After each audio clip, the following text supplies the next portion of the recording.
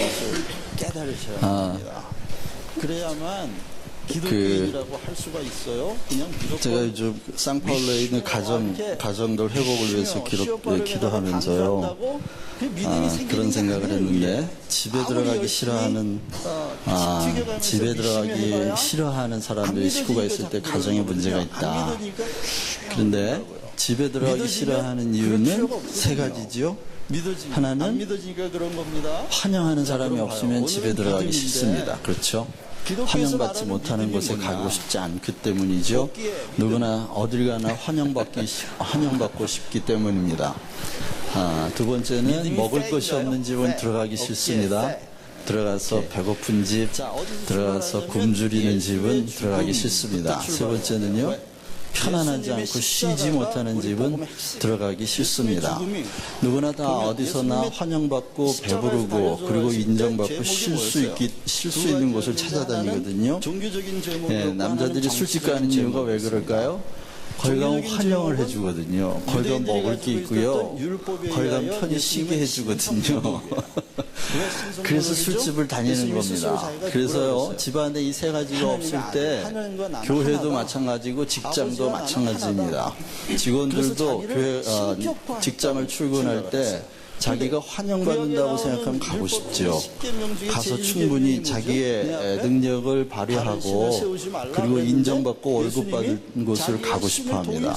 그리고 또 그 직장이 자기를 자기 등뼈를 빼먹으려고 하는 직장 가기 싫죠. 그곳에서 충분한 쉼도 주고 여유를 주는 직장에 가고 싶어 합니다. 교회도 마찬가지입니다. 손님이 왔는데 아무도 아는 척을 안 해요. 그런 교회는 가고 싶지 않습니다. 새로운 얼굴이 있으면 안녕하세요 환영하고요. 또 교회는 항상 먹을 것이 풍부해야 되죠.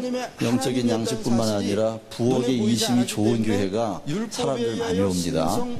그리고 교회에서 자꾸 성도들한테 짐을 지어주면 안 오려고 합니다. 짐이 아니라 쉼을 줘야겠죠. 자, 그런 면에서 우리 옆에 분하고 한번 이렇게 인사하시죠. 잘 오셨습니다. 한번 환영해 주십시오. 잘 오셨습니다. 잘 오셨습니다. 예. 지금 웃는 얼굴로 인사하신 요대로 항상 교회에서 새로운 얼굴을 보면 잘 오셨습니다.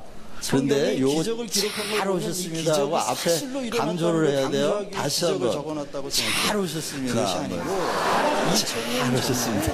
2000년 전의 사람들은 그렇게 또 다시 한번 인사하죠. 많이 드셨죠? 많이 드셨죠? 많이 드셨습니다.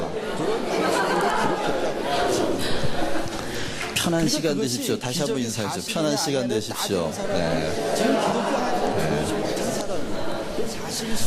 예, 이 세 가지 꼭 잊지 말고요. 집안에서 아이들한테 거기 세 마디는 하루에 10번씩 해주시기를 바랍니다. 잘 갔다 왔다, 잘 왔다, 배불리 먹어라, 편히 쉬어라. 그러면 아이들이 집에 오는 걸 너무 좋아해요. 빨리 집에 가야지. 그런데 그거 안 해주면 집에 들어오기 싫어합니다. 애들이 집에 들어오기 싫어하면 벌써 문제 생긴 겁니다. 아시겠죠? 기도하시죠. 하나님, 예수님이 참된 하나님이었고 탕자가 집에 돌아갈 때 우리 아버지께서 버선발로 달려가서 어서 와라, 어서 와라 맞이해 주신 것을 기억합니다. 하나님, 그 못된 아들이 돌아왔을 때 아버지께서 잘못을 묻지 않고 양을 잡아라, 그렇죠? 양을 잡아라 하고 아들의 굶주림을 배부르게 채우셨던 것을 기억합니다. 하나님, 아들이 아버지께 아버지 전 죄인입니다.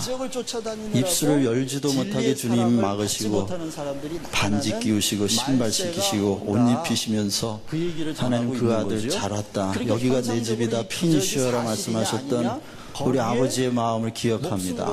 주님이 우리를 그렇게 맞이해 주셨는데 하나님, 그 사랑받고 지금까지 잘 살았는데 어느덧 우리 입술에서 어서 오십시오, 많이 드십시오, 편히 쉬었다 가십시오 이렇게 환영하고 쉼을 주고 참 배불리 먹이는 일이 참 인색해졌습니다.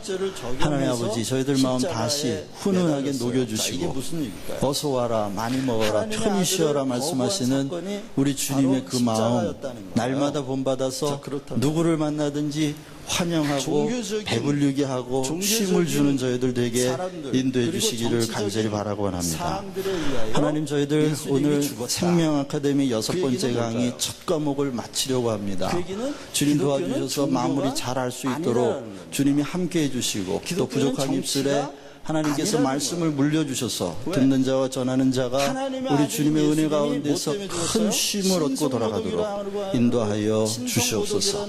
감사하고 종교적인 예수님 제목으로 이름으로 죽었어. 기도합니다.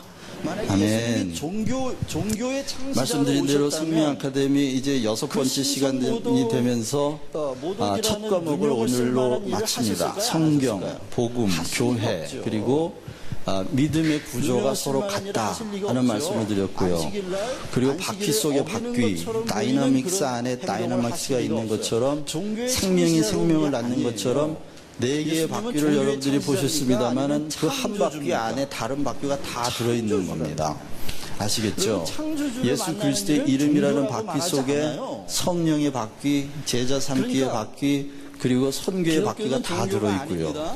각각 근데, 네 개의 바퀴이지만 에스겔서 독일의 1장 슐라이어 그리고 10장에 나오는 마파라는 바퀴 속의 그 바퀴, 종교학자가 생명 안에 종교는 생명이 있는 절대 것처럼 그 의존 모든 감정이다, 바퀴는 이런 얘기 서로 안에 내포하고 그렇다면 있다고 기독교가 생각하셔야만 종교가 합니다. 아니라면 기독교는 절대 그리고 의존 너무나 감정이 간단한 구조를 아닙니다. 보여드렸습니다마는 절대 이것이 의존 감정, 성경에 나오는 절대자를 구조이고 의존하는 우리 감정이다, 교회의 이런 구조이며 말인데 복음의 구조이고 우리 믿음의 많은 사람들이 구조이기도 이런 합니다. 얘기를 해요. 오늘은 마지막 시간 신정에 믿음의 구조를 와닿아야 그런 자기가 같은 믿음이라고 성경의 구조의 맥락에서 보면서 머리로는 알겠는데 마지막 강의지만 심정하게 아주 심플하고 감정적으로 느껴지지 않고 그 간단한 것이지만 감정적으로 굉장히 확인되지 중요한 않는다는 강의입니다. 오늘은 그게 굉장히 바로 중요한 여러분들이 강의로서 경험하고 싶어하는 그 여러분들이 감정적, 귀를 기울이시고 심정적 잘 체험을 들으셔야만 바로 합니다. 절대 의존 감정이다 이렇게 말합니다. 이 구조는 다 자동차의 구조라고 말씀드렸어요. 옛 언약과 새 언약 그리고 메시아 사상과 하나님 나라의 사상 이것이 우물정자 구조를 하면서 가장 기본적인 구조를 하고 있는데 자 믿음을 중심으로 그 앞에 하나님의 주권이라는 가운데 센터에 하나님의 주권 그리고 가로 열고 생명이라는 단어를 제가 집어넣습니다. 하나님의 주권, 하나님의 주인 되심 또는 하나님의 뜻에 의하여 만물이 섭리되는 사상을 하나님 주권 사상이라고 말합니다. 그리고 이 두 가지의 성경 구약과 신약을 가로지르는 두 가지 사상이 있다고 말씀드렸죠. 메시아 사상과 그리고 천국 사상 또는 하나님 나라 사상입니다. 자 그러면 우리가 믿음이 있다고 할 때에 이 두 가지 사상이 사실은 두 가지 사상이 아니라 하나입니다. 메시아 사상 안에 하나님 나라 사상이 들어있는 거고 하나님 나라 안에 메시아가 들어있습니다. 이것이 떨어질 수가 없지요. 떨어질 수가 없어서 우리가 하나님 나라를 이해한다는 말은 우리 주 예수 그리스도를 이해한다는 말과 같습니다. 신앙의 선배들이 고민했던 어떻게 하면 또 예수님을 안다고 말하는 것은 결국 하나님의 나라를 안다는 말과 같은 이야기입니다. 그래서 그 앞바퀴 두 개는 예수 그리스도의 이름과 성령. 왜 이렇게 했다고 그랬죠? 이것은 요한복음 14장, 15장, 16장에 보면 예수님께서 제자들에게 마지막 유언이 아닌 그 유언을 집행하실 분이 앞으로 온다고 말씀드렸어요. 다시 말하면 유언은 뭘까요? 예수님의 유언.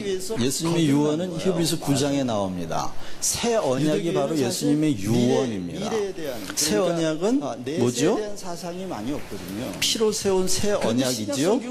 뭡니까 그거는? 이 피로 세운 새 언약. 그 피로 세운 새 언약이 바로 구약의 아들에 관한 약속, 아들에 관한 메시아에 관한 약속이 이 피로 말미암아 완성이 되면서 동시에 이 피로 맺은 새 언약은 앞으로 구원의 역사를 총체적으로 다 완성할 종말에 내가 다시 온다고 하는 그런 약속입니다. 그것이 유언입니다. 그런데 이 유언은 예수님이 죽기 전에 했습니까? 아니면 죽고 나서 했습니까? 죽기 전이거든요. 유언은 죽기 전에 하는 거죠. 그런데 유언은 죽고 나서야 실효가 됩니다. 그렇죠. 유언은 살아있는 동안, 유언을 한 사람이 살아있는 동안에는 그런 실효가 되지 않아요. 그러면 죽고 나면 그 유언을 집행하는 사람이 누구예요? 변호사지요? 변호사가 그것을 집행하지요?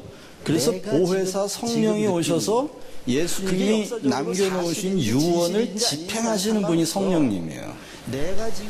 그런데 그분이 누구의 이름으로 유언을 했느냐? 자기 이름, 예수 그리스도의 이름으로 유언을 하셨거든요. 그래서 예수 그리스도의 이름과 성령을 예수님이 요한복음 14장, 15장, 16장에서 제자들에게 남겨주고 갑니다. 내가 이제 아버지께로 가는데 너희들이 지금까지 내 이름으로 기도하지 않았지만 내 이름으로 기도하라. 그러면 내가 시행하겠다. 내가 아버지께로 가면 아버지께 성령을 받아서 내가 너에게 성령을 보낼 텐데 그가 내 이름으로 올 거다. 그거 왜 오시는 거죠? 유언을 집행하러 오는 변호사입니다. 교인들은 공부를 안 해요. 예수님이 남겨놓으신 그 유언을 성령님이 오셔서 보혜사 성령께서 예수 그리스도의 이름으로 오셔서 예수님의 이름을 받은 사람들에게 예수님이 남기신 그 유언이 실효되도록 실행이 되도록 집행하시는 변호사 역할을 하는 분이 바로 성령님이십니다. 그래서 하나님의 주권에 의하여 아들 예수 그리스도 곧 메시아가 예언이 되었고 아들이 이 땅에 오셔서 그것을 십자가에서 죽으심으로 구약에 예언된 메시아를 본인이 내가 메시아다 하는 사실을 증명하셨습니다. 자, 그리고 나서 예수님이 예수 그리스도의 이름과 성령을 주어 가셨기 때문에 이렇게 하나님의 주권, 예수 그리스도의 이름, 성령은 마치 핸들과 두 바퀴처럼 같이 움직이는 거예요. 따로따로 움직일 수가 없죠. 그래서 예수 그리스도의 이름을 받는 사람은 뭘 받습니까? 성령을 받아요. 성령을 받아요. 그래서 그 성령님이 오셔서 예수님의 유언을 집행하는 거예요. 그 새 언약을 그 사람에게 적용시키는 거죠. 그 새 언약, 다시 말하면 예수 그리스도의 이름을 받으면 피로 이루어진 구약의 언약들, 그게 다 성취됐다. 예수님이 그래서 십자가에서 뭐라 그러셨어요? 다 이루었다. 이루었다. 아들에 관한 약속이 지금 이 순간에 다 이루어지고 있다. 그 말입니다. 그래서 다 이루어졌어요. 그러면 구약에 나오는 모든 축복과 약속들이 다 이루어졌고 또한 모든 저주들이 예수 그리스도 안에서 율법의 모든 저주가 다 이루어진 거예요. 그렇죠. 그게 다 이루어진 채로 우리에게 적용이 되면 어떻게 되죠? 자, 저주가 다 적용이 되면 어떻게 됩니까? 우리는 죽어요. 뭐에 대하여? 율법에 의하여, 율법에 대하여 죽어요. 그렇죠. 그런데 모든 축복이 다 실행이 되면 어떻게 해요? 얼마 전에 우리 살아요. 영원히 살아요. 그래서 그 십자가 안에 있는 사람들은 율법에 의하여, 율법에 대하여 죽고, 그렇죠? 또 그 약속된 언약에 의하여 다시 사는 거예요. 예를 들면 레위기 17장에는 모든 피를 마시면 죽는다 이렇게 돼 있어요. 그렇죠? 피를 마시면 죽어. 어떤 종류의 피든지 마시면 죽는다고 돼 있어요. 그런데 요한복음 6장에는 예수님이 내 피를 마시지 않는 자는 나와 상관없다. 영생 없다 라고 말씀하세요. 자, 그러면 구약에는 먹으면 죽는다. 신약은 먹어야 산다. 뭐가 맞아요? 본질과 진리에 대한 관심보다 충돌하잖아요. 지금 내가 누리는 행복과 지금 구약은 먹으면 죽는다. 신약은 예수님은 먹어야 산다. 이게 충돌되는 게 아니라 생명 사상 안에서 만나는 거죠. 먹으면 어떻게 해요? 예수 그리스도의 피를 먹으면 율법에 의하여 죽어요. 우리가 붙들어야 할 믿음의 내용이고 그리고 예수님의 새 언약에 의하여 다시 살아요. 지금입니다.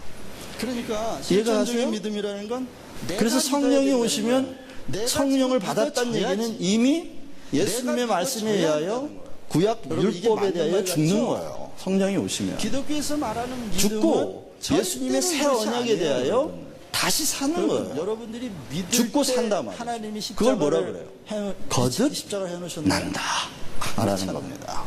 우리는 거듭난다. 내가 여러분들이 믿어야, 내가 믿어져야 이런 사상들이 그렇게 실존적으로 우리 복음 안에 경험이 아주 돼야 그래야 정교하고 내가 구원이야, 이렇게 아주 생각해요. 정밀한 논리로 들어있다는